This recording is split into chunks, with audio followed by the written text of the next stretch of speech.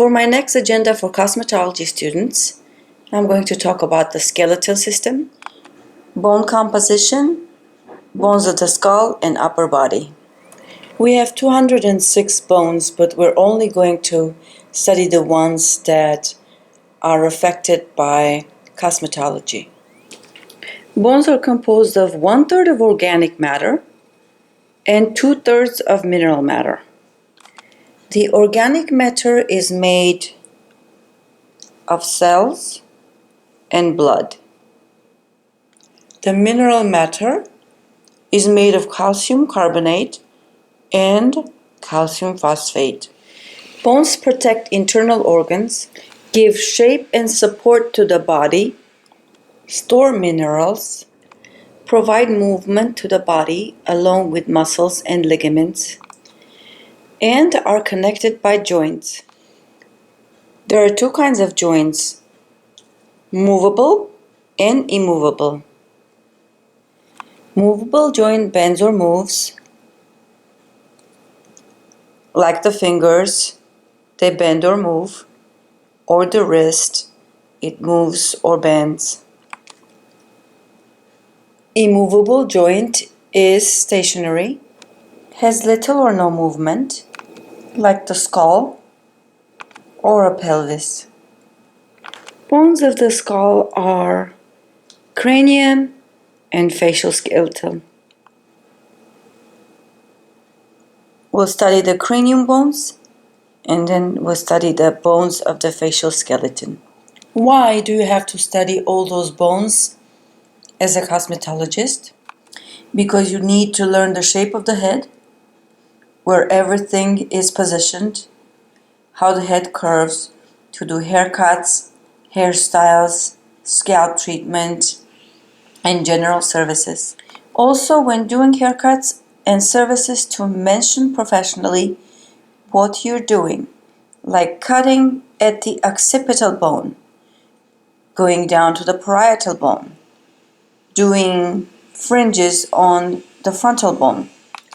Bones of the cranium are occipital, forms lower back part of the cranium, occipital bone.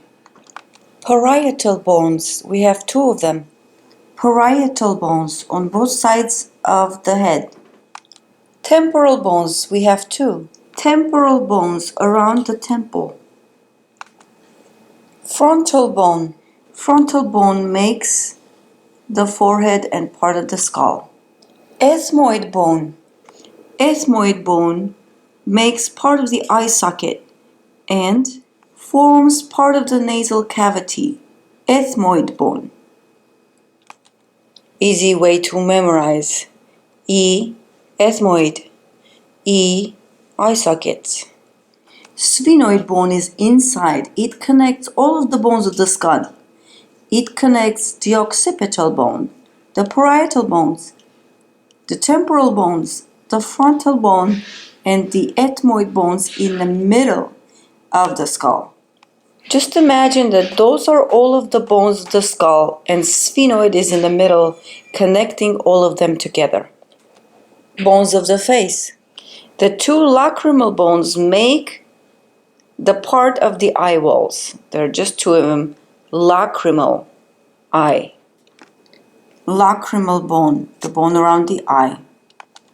The two nasal bones, the bones of the nose. The nasal bones. Zygomatic bone, there are two of them. Cheekbones. Zygomatic cheekbone. Maxillae, the one that makes the upper part of the teeth. Maxillae, the upper part of the teeth.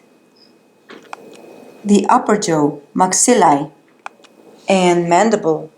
Mandible is the lower part of the jaw, a very strong bone.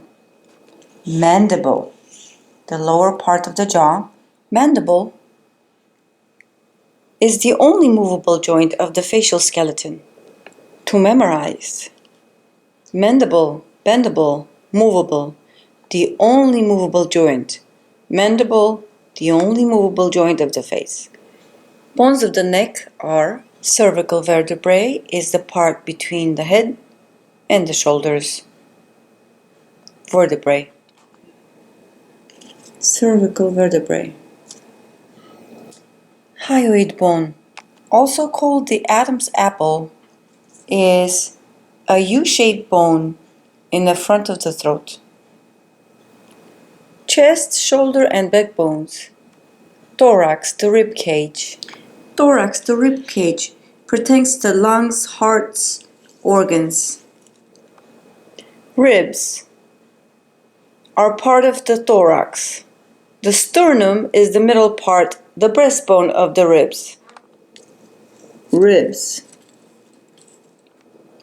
Sternum. Clavicle. Clavicle is the collarbone. Clavicle. The top part, the clavicle. Scapula. Scapula, large flat triangular bone of the shoulder. Scapula. Bones of the arm and hand. Humerus, the largest bone of the arm, extends from the shoulder to the elbow. Humerus. Humerus. Ulna and radius. Ulna. The ulnar bone is from the little finger side of the hand, and the radius bone is from the thumb finger side of the hand. To remember ulna, just remember the little finger, small word, ulna. Radius is the bone from the side of the thumb, fat word, radius. Carpus, the wrist. There are 8 bones in the carpus joined by ligaments. They're irregular flat bones that help us move our hand. Carpus. Metacarpus. Bones of the palm. Metacarpus, bones of the palm. Metacarpus. Phalanges are bones of the fingers, and they are 3, 3, 3, 3, and 2 at the thumb, 14 total. Phalanges. Why study those names of the bones very well? Is because if you know the names of the bones, it will be much easier to remember the names of the muscles and the nerves and other parts that we are going to study later on. Students, I always tell you about the 5-time recall. When you repeat something 5 times, whether you study very hard or not, it does stick. So if you repeat everything 5 times, you will have a better recall at the state board exam.